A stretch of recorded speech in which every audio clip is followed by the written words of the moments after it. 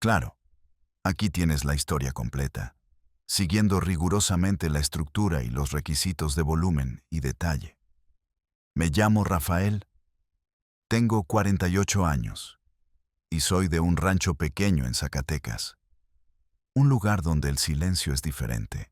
Es un silencio lleno de grillos, de viento y de paz. Hace una semana, ese silencio se rompió. O más bien, se confirmó. Durante 22 años, cada cheque que cobré, cada hora extra que trabajé, cada músculo adolorido de mi espalda, tuvo un solo nombre: la casa de mis papás. Un sueño que no era mío, sino de ellos. Ladrillo por ladrillo, desde miles de kilómetros de distancia, les construí la casa que siempre soñaron. Una casa grande, con un patio para sus flores y un cuarto para cada uno de mis hermanos. Hace 6 meses, mi madre murió. Y hace un mes, mi padre se fue con ella. Y hace una semana, después de no poder comunicarme con mis hermanos, le pedí a un primo que fuera a ver la casa. Su llamada fue corta.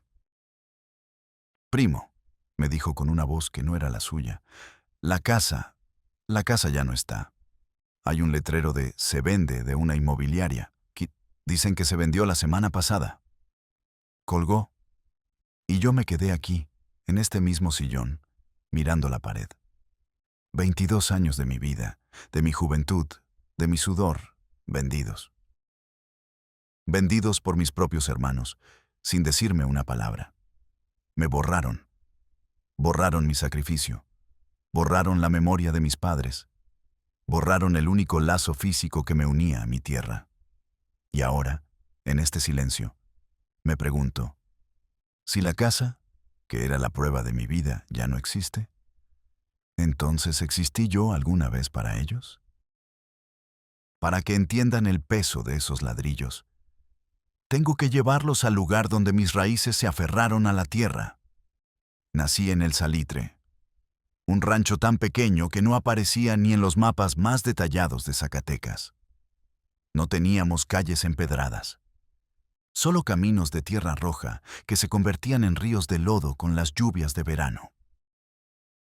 Nuestras casas eran de adobe, con techos de lámina que sonaban como una orquesta de tambores cuando llovía.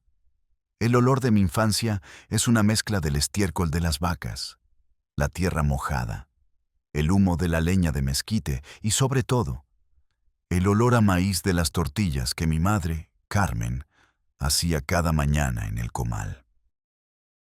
Mi padre, don José, era un hombre de campo, de pocas palabras y manos grandes y ásperas como la corteza de un árbol. Era un hombre justo, pero severo. Su lema, el que nos repetía a mí y a mis 2 hermanos menores, Ramón y Antonio, era: en esta casa, el que no trabaja no come, y el que no respeta se va. Mi madre era la balanza. Era una mujer menudita, de trenzas largas y una sonrisa que guardaba para ocasiones especiales. Ella era la que nos curaba los raspones con saliva y remedios de hierbas, la que nos contaba cuentos de la Llorona para asustarnos, y la que nos defendía de la mano dura de mi padre. Mi recuerdo más vivo de la felicidad es el de las noches de cosecha, sentados todos en el patio, desgranando maíz mientras mi padre tocaba la guitarra y cantaba corridos viejos con una voz desafinada pero llena de sentimiento. Mi primera lección de vida fue sobre la injusticia. Tenía 10 años y mi perro, el Canelo, se comió unos huevos del gallinero del vecino. El vecino vino a quejarse y mi padre, para darme una lección de responsabilidad, me hizo regalarle el perro. Lloré por una semana. Entendí que a veces las reglas de los adultos no tienen corazón. La secundaria la estudié en el pueblo vecino, a 1 hora de camino a pie. Iba y venía todos los días. Odiaba la escuela. Me sentía torpe, rústico, comparado con los muchachos del pueblo. Mis maestros decían que era distraído. Pero la verdad es que mi mente estaba en el rancho, en el trabajo. A los 15 años, dejé la escuela para trabajar de tiempo completo con mi padre. La vida se volvió un ciclo de sembrar y cosechar. Mi primera borrachera fue en la boda de un primo, con un pulque que nos supo a gloria y nos dio una cruda de 3 días. Y mi primer amor se llamó Isabel. Era una muchacha del rancho de al lado, con unos ojos color miel y una risa contagiosa. Nos veíamos a escondidas, cerca del arroyo. Nuestro primer beso fue torpe, rápido, con sabor a tierra y a hierba. Soñábamos con casarnos, con tener nuestro propio pedazo de tierra, con una vida igual a la de nuestros padres. Pero un día, su familia se fue a buscar trabajo a la ciudad, a Guadalajara, y nunca más la volví a ver. Esa fue mi segunda lección. La vida te arrebata las cosas sin pedirte permiso.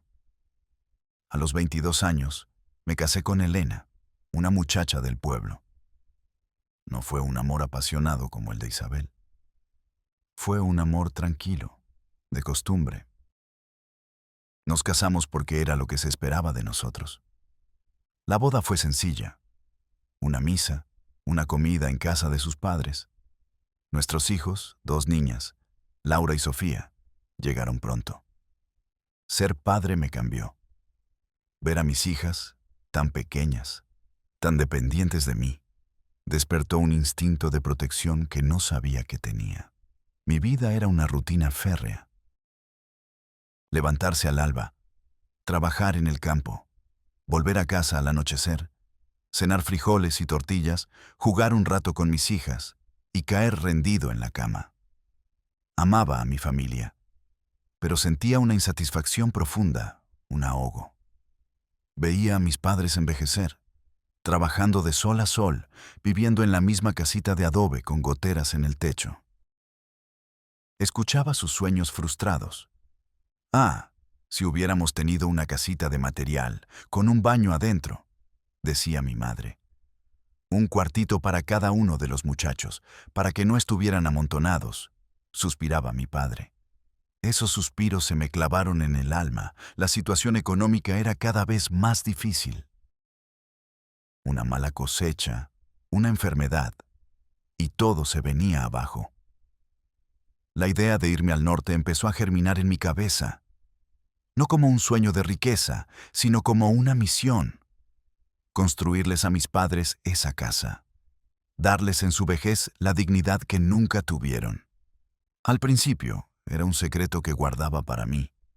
Empecé a preguntar, a escuchar. Las historias eran contradictorias. Unos hablaban de dólares, otros de muerte en el desierto. La lucha interna me consumía. Dejar a mis hijas, a Elena, a mis padres ya grandes, se sentía como una traición. Pero quedarme a ver cómo se marchitaban sus sueños y los míos se sentía como una condena, Una noche, después de una tormenta que casi se lleva el techo de lámina de la casa de mis padres, tomé la decisión. Se los comuniqué a Elena y a mis padres. Elena lloró por días. ¿Y nosotras qué? ¿Nos vas a dejar solas? Mis padres se opusieron. No te vayas, mijo. Aquí con poco, pero estamos juntos, dijo mi madre. Mi padre, más práctico, me advirtió. Ese dinero es dinero del diablo. Te cobra intereses muy altos.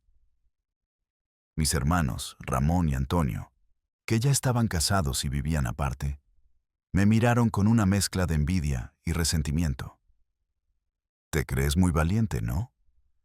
A ver si es tan fácil como piensas. Pero mi decisión era firme. Les hice una promesa a mis padres, mirándolos a los ojos. Me voy a ir. Voy a trabajar duro. Y con ese dinero les voy a construir su casa. La casa que se merecen. Se los juro.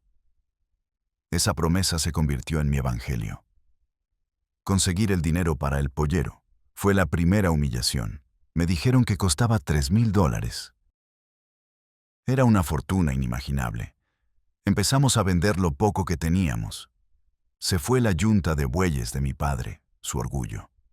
Se fueron las pocas joyas de oro de mi madre, recuerdo de su boda. Se fue la máquina de coser de Elena.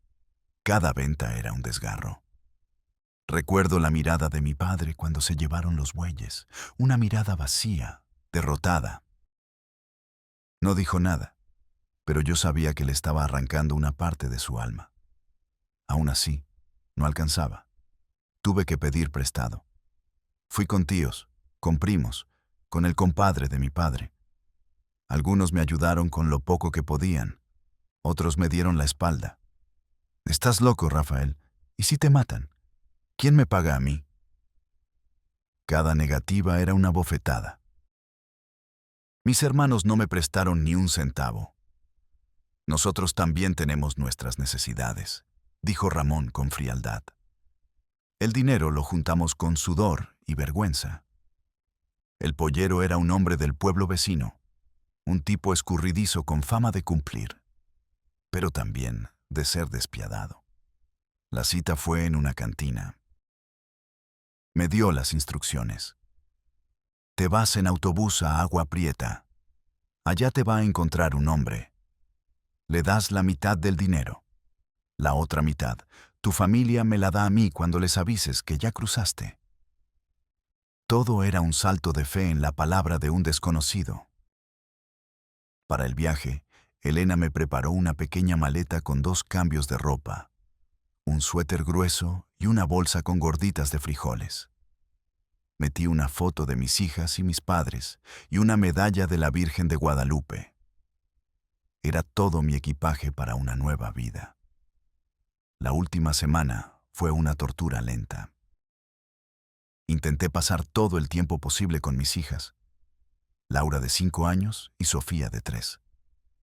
Las llevaba al río, les contaba cuentos, las dormía en mis brazos, tratando de grabar en mi memoria su olor, su risa, el tacto de su piel. El último día fue el más largo de mi vida. Me levanté antes del amanecer. Vi a mi padre irse al campo, como cualquier otro día. Nos dimos la mano. «Que Dios te bendiga, mijo», fue todo lo que dijo. Mi madre me preparó el desayuno. No hablamos. Solo nos mirábamos, y en sus ojos había un océano de tristeza. El momento de despedirme de mis hijas me rompió. Me arrodillé frente a ellas. Laura, la mayor, entendía un poco más. «¿Ya te vas a trabajar lejos, papi?» Asentí, incapaz de hablar. «No tardes mucho», me dijo, y me abrazó. Sofía, mi pequeña, solo me miraba con sus grandes ojos curiosos. La abracé, la besé, y se la entregué a Elena.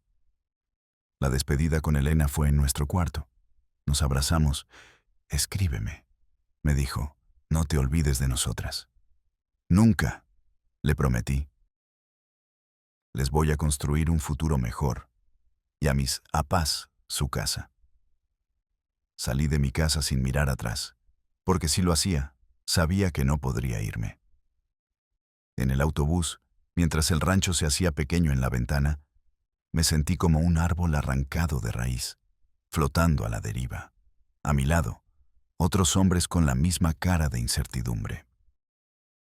El viaje duró 2 días. 2 días de silencio, de pensar, de dudar. ¿Estaba haciendo lo correcto?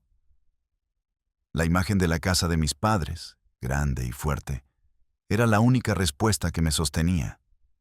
Agua Prieta era un caos, un hervidero de gente con prisa, de miradas desconfiadas. En la central de autobuses, un hombre me tocó el hombro y me dijo una clave que el pollero me había dado. Lo seguí a una casa destartalada. Ahí esperamos. Un grupo de 20 personas, hasta que cayó la noche. Hacía un frío cortante. El guía nos dio instrucciones rápidas y duras. El que se canse, se queda. El que haga ruido, se queda. El que se raje, se queda. El miedo era palpable. Cruzamos por un hoyo en el cerco de alambre. Y de repente, estábamos en el desierto. La noche era inmensa, oscura. El único sonido era el viento y nuestros pasos arrastrándose por la arena y las piedras. Caminamos durante horas. A mi lado, una mujer joven empezó a llorar en silencio. Un hombre mayor tropezó y casi no se levanta. Sentí un pánico helado. ¿Y si no lo lograba? ¿Y si me perdía?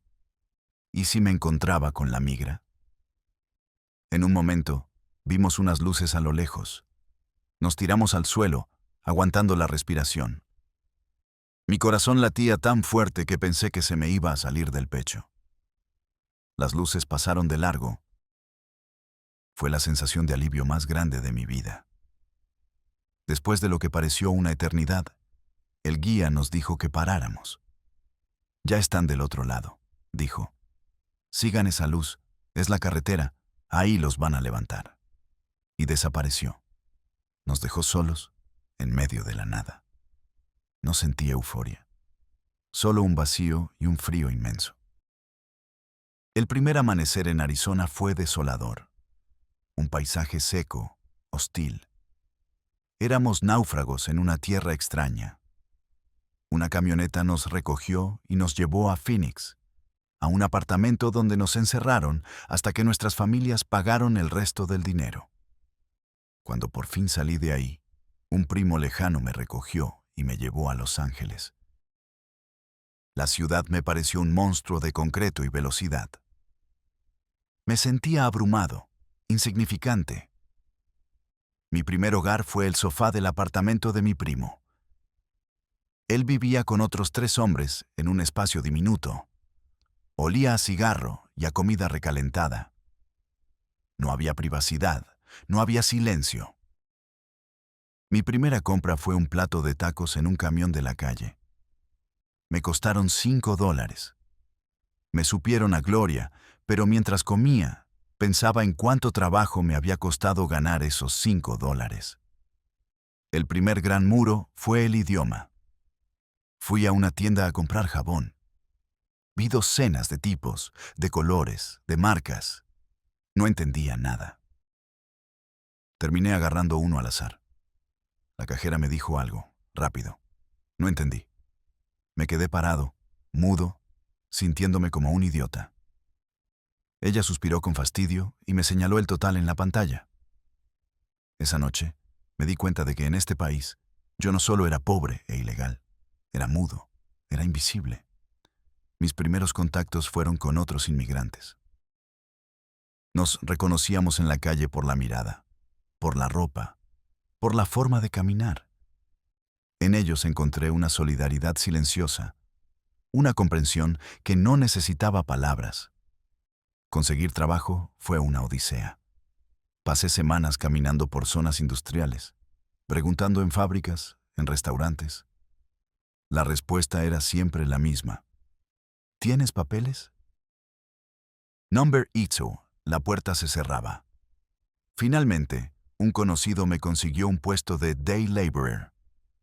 Cada mañana, antes del amanecer, me paraba en una esquina con otros 20 o 30 hombres, esperando que llegara una camioneta a contratarnos por un día. Era humillante. Los contratistas nos miraban como si fuéramos ganado, eligiendo a los más fuertes. Mi primer trabajo fue demoler una pared. Me dieron un mazo y me dijeron que tumbara un muro de ladrillos.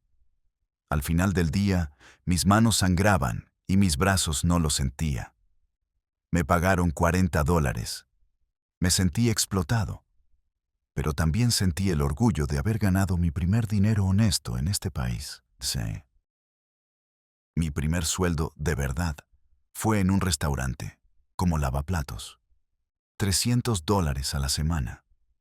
Cuando recibí el sobre con el dinero, lo conté 3 veces. No lo podía creer.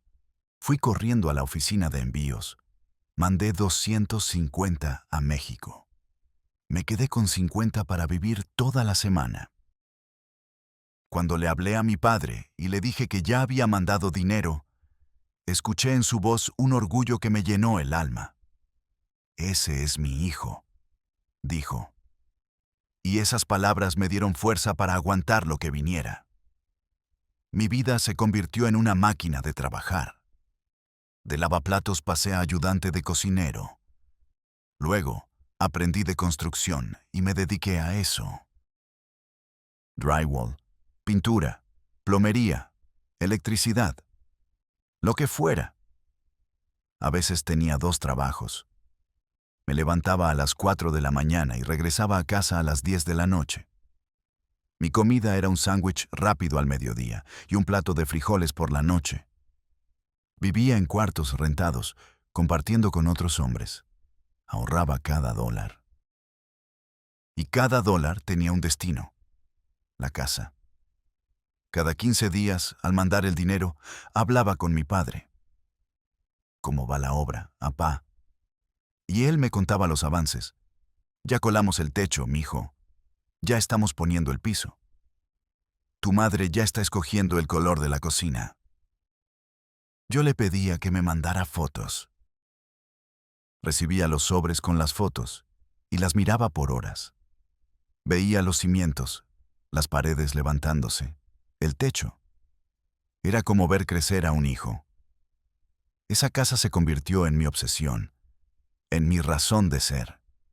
Cada ladrillo de esa casa estaba pegado con mi sudor. Cada ventana tenía el reflejo de mis noches de insomnio. Cada cuarto estaba amueblado con mis dolores de espalda. Mientras la casa crecía allá, yo me hacía pequeño aquí. Me aislé. No salía. No tenía amigos fuera del trabajo. Mi vida era trabajar, comer, dormir. Y mientras construía la casa, un muro invisible se levantaba entre mi familia y yo. Las llamadas se volvieron rutinarias. ¿Cómo están? Bien. ¿Necesitan algo? Sí. Manda para esto, para aquello. El dinero se convirtió en nuestro único lenguaje. Me perdí todo. Los cumpleaños de mis hijas, sus graduaciones, sus primeras fiestas. Veía sus vidas a través de fotos. Veía cómo se convertían en mujeres y me daba cuenta de que no conocía a esas mujeres. Conocía a las niñas que había dejado atrás. Elena, mi esposa, también cambió.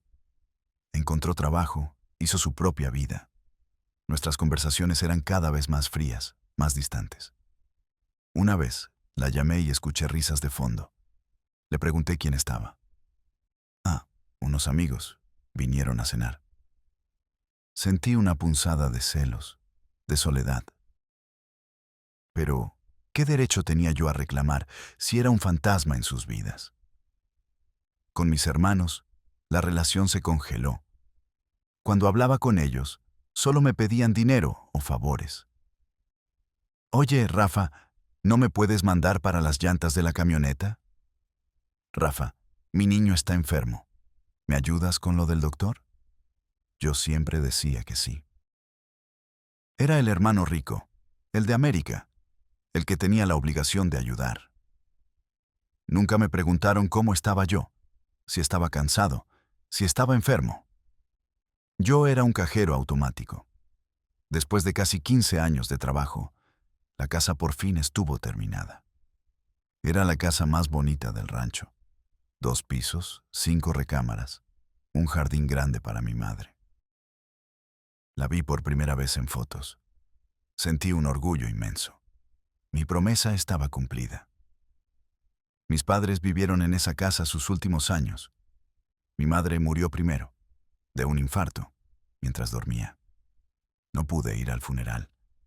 Estaba en medio de un trabajo importante y no tenía papeles para volver. Lloré solo, en mi cuarto, viendo su foto. Fue el dolor más grande de mi vida. Hablaba con mi padre todos los días. Se estaba apagando. La tristeza se lo estaba comiendo. Un año después, murió él también.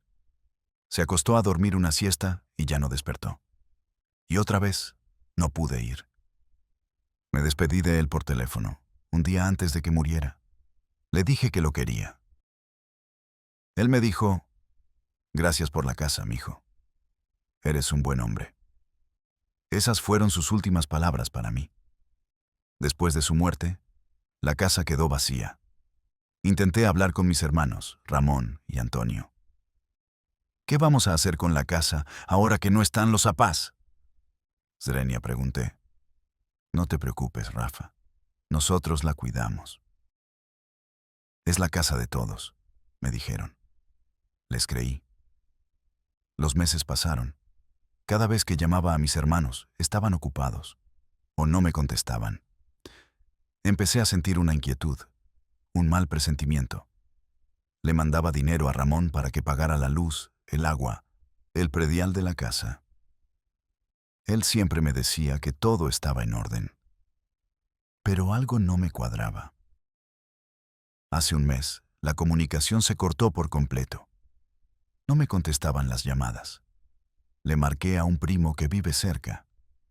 Oye, primo, ¿puedes darte una vuelta por la casa de mis papás? Mis hermanos no me contestan y estoy preocupado. Mi primo fue. Me llamó esa misma tarde. Su voz era extraña. Primo, ¿estás sentado? Sí, ¿qué pasa? Hubo un silencio. Fui a la casa Rafa y, pues ya no es de ustedes. Hay un letrero de una inmobiliaria. Dice, vendida.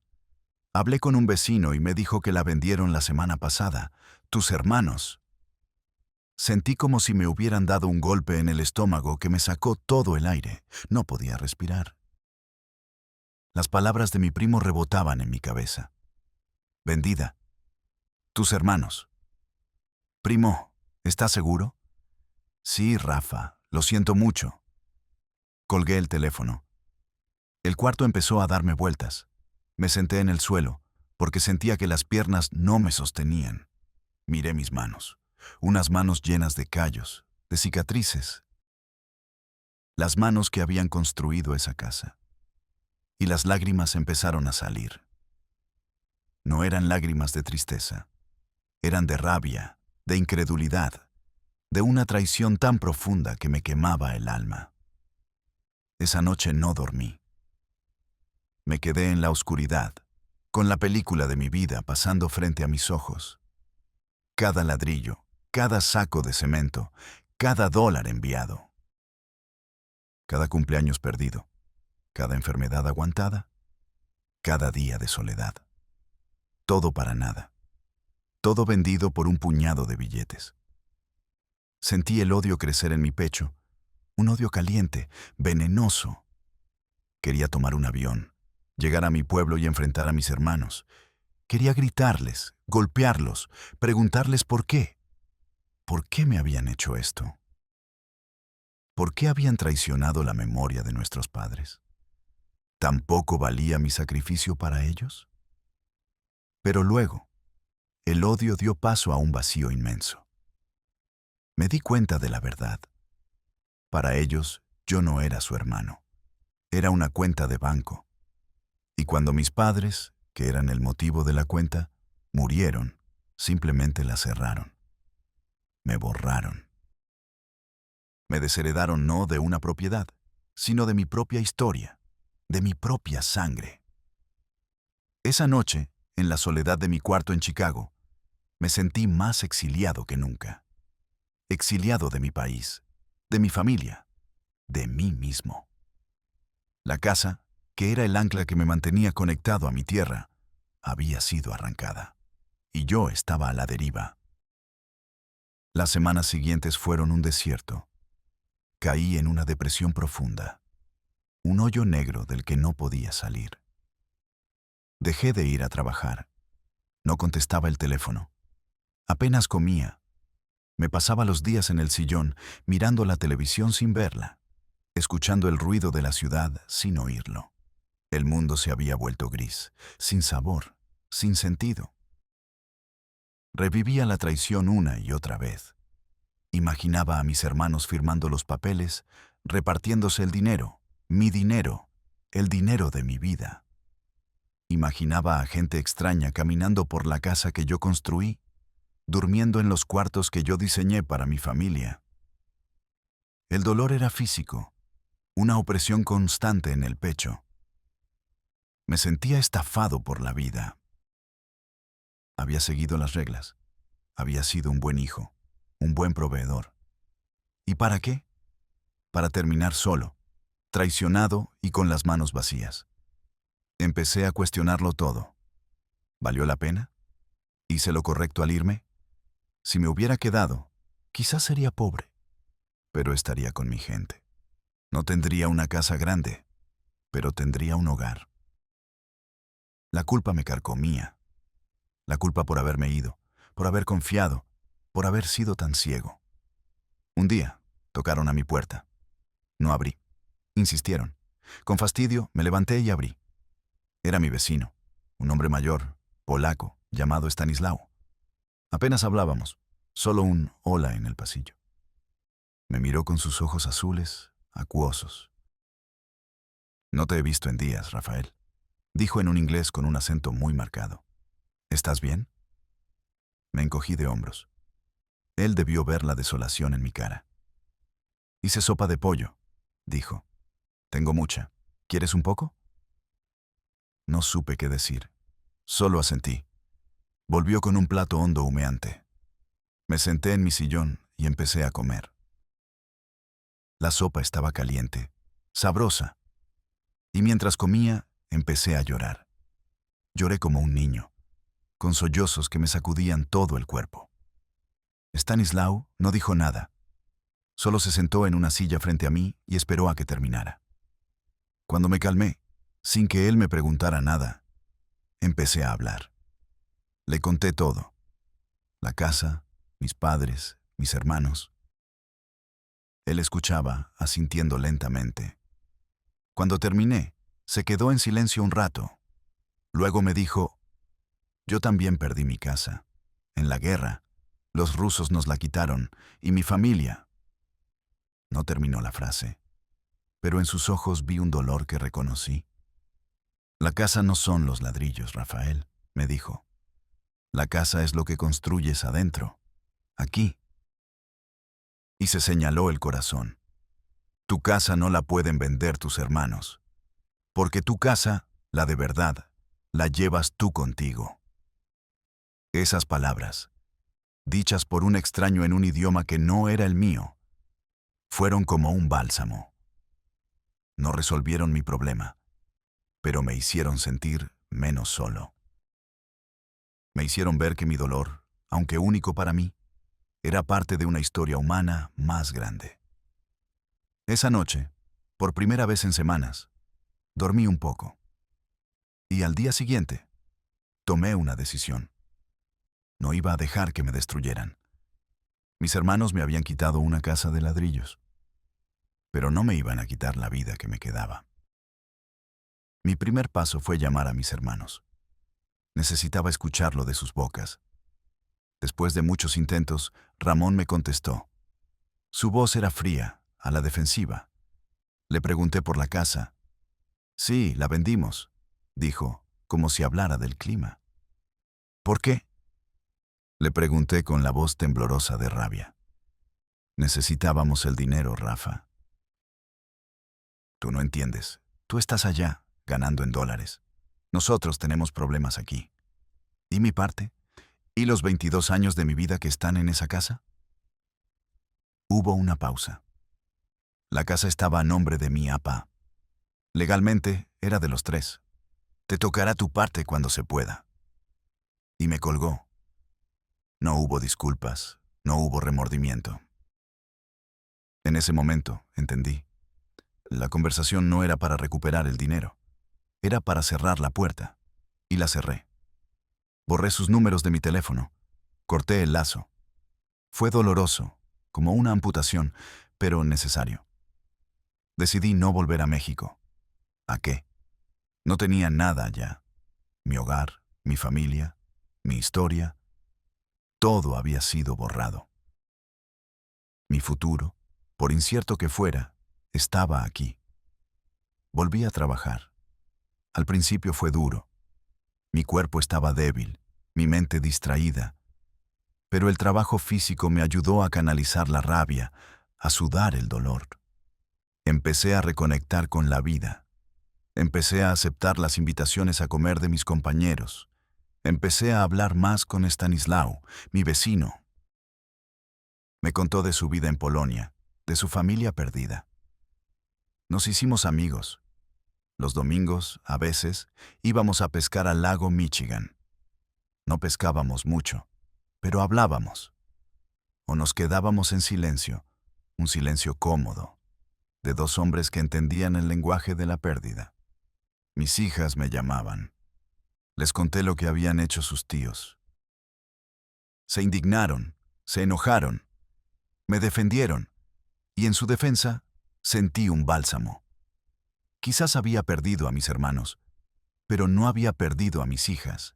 Empezaron a llamarme más seguido, no para pedir, sino para preguntar cómo estaba. Nuestra relación, antes sostenida por el dinero, empezó a sostenerse por algo más real, el cariño. Aquí estoy ahora. Sigo viviendo en el mismo apartamento pequeño. Sigo trabajando en la construcción. Pero algo dentro de mí ha cambiado. La rabia se ha ido, dejando en su lugar una cicatriz, una tristeza tranquila. He aprendido la lección más dura de mi vida. La lección de que la sangre no siempre te hace familia. Y que a veces, un extraño puede darte el refugio que tu propia gente te niega. Entendí que mi sueño, el de la casa, estaba equivocado. Creí que construyendo paredes, estaba construyendo un hogar, un legado. Pero los legados no se construyen con ladrillos. Se construyen con amor, con presencia, con recuerdos. Y yo, por estar enfocado en los ladrillos, me perdí de todo lo demás. No culpo a mis hermanos, o al menos trato de no hacerlo. Los veo como víctimas de la misma pobreza, de la misma desesperación que me hizo irme a mí. El dinero los envenenó. Y quizás, en el fondo, me resentían por haberme ido, por haberlos abandonado con la carga de nuestros padres. No lo sé. Y he decidido que ya no importa. Perdonarlos no es un regalo para ellos, es un regalo para mí. Es soltar las piedras que cargo en las manos. Si pudiera hablar con el joven Rafael que se fue de su rancho hace 22 años, le diría: trabaja, lucha, ayuda a tu familia. Pero no te olvides de ti. No te sacrifiques hasta desaparecer. Porque si desapareces, nadie va a notar tu ausencia. Solo van a extrañar el dinero que mandabas. Construye puentes, no solo paredes. Habla, di lo que sientes. No dejes que el dinero se convierta en tu único idioma. A ti que me escuchas, a ti que estás lejos de tu tierra, rompiéndote la espalda por los tuyos, te digo: no dejes que tu sacrificio te haga invisible. Llama a tu familia no solo para preguntar qué necesitan, sino para contarles cómo te sientes. Y escucha. Escucha de verdad. Porque a veces, en el silencio del otro lado de la línea, se están construyendo muros que ningún dinero puede derribar. Cuéntame tu historia en los comentarios. ¿Cuál es la casa que estás construyendo? ¿De qué está hecha? ¿De ladrillos o de abrazos? Nuestras historias nos conectan, nos recuerdan que no estamos solos en este viaje. Suscríbete a este canal. Aquí no hay respuestas fáciles, solo historias reales, contadas con el corazón en la mano. Gracias por escucharme.